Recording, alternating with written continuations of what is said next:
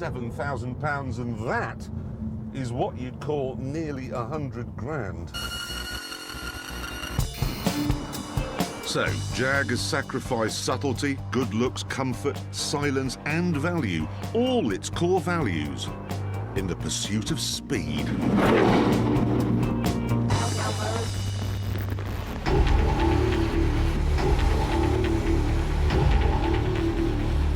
But if all you're interested in is speed, I wonder, would you be better off with the Nissan GT-R?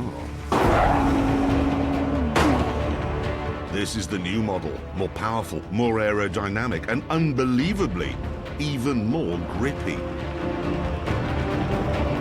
We're told it's a masterclass in what's technically possible right now.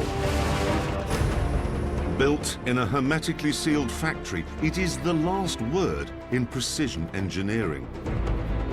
Every single piece, the brakes, all four wheels, the 3.8-litre twin-turbo engine, the steering, the new double-clutch gearbox, they're all electronically linked to sing the song of speed in perfect harmony. Let me give you just one example. The tyres on this car are filled with nitrogen because ordinary air is considered to be too unstable. It expands and it contracts too much. And I know what they mean. Air drives me mad. It's too big or it's too little. Urgh! Air! But can this OCD special really be faster than the bonkers Jag?